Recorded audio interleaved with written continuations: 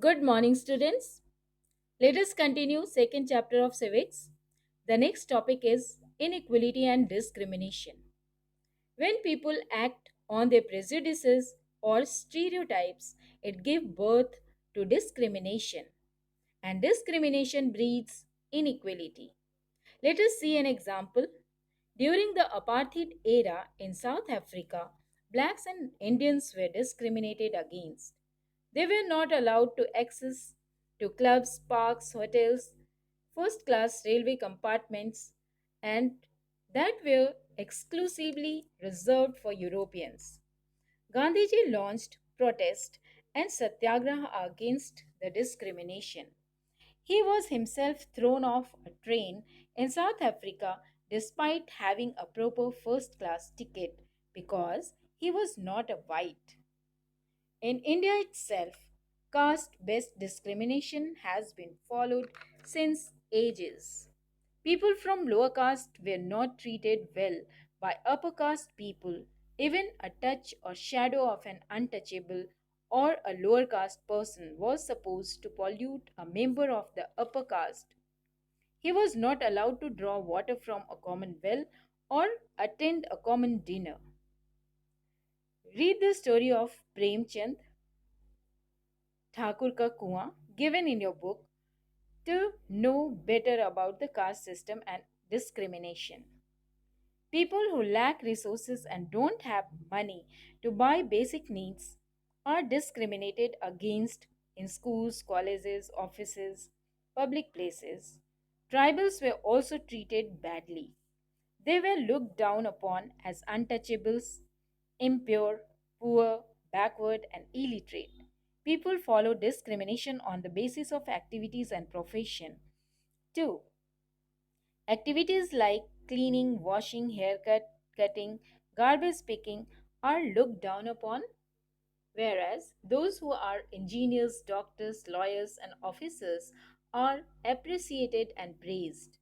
Their status is higher in our society. Now, let us know about the caste system. In ancient times, our society was divided into four classes: Brahmin, Kshatriyas, Vaishyas, and Shudras. The Brahmins were supposed to be priests and teachers. It was the duty of Kshatriyas to rule as king and administrator. The Vaishyas had to work as peasants and merchants, and the Shudras were supposed to do manual or lowly jobs for the three upper classes. Thus, occupation based discrimination has its origin in the Varna system of ancient Indian society. Only the Brahmins were allowed to read Vedas. So, the caste system is the most dominant reason for inequality and discrimination in India. In the beginning, the society was divided into different groups on the basis of occupation known as Varna. These groups or Varnas were flexible and every person had right to choose or change his profession. But gradually, the basis of division shifted from work and the Varna system became the closed caste system. Eventually, members of the upper caste became all powerful and those of the lower caste were dominated by the upper caste. This created inequality in our society. Let us study the story of Bheem Rao Ambedkar. He was the father of Indian Constitution because he was the chairperson or chairman of the drafting committee of our constitution. So, what discrimination he faced in his life, let us see. Bheem Rao Ambedkar was born in 1891 in a family of Mahars, low caste people from Maharashtra, who were considered untouchable. After securing the highest honor in studies, he was appointed advisor to the Baroda state. But he had to leave his job very soon because he was ill treated even by his subordinates. In spite of education and intelligence, the tag of being an untouchable never left him.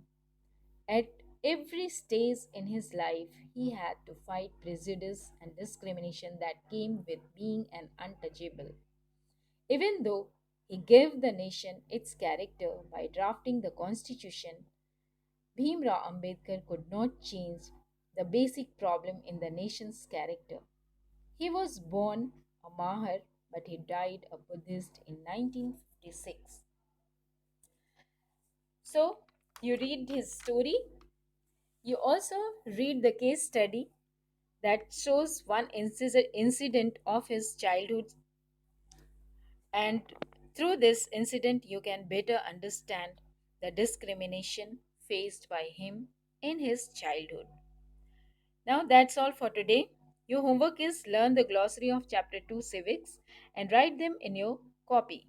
Thank you. Have a good day.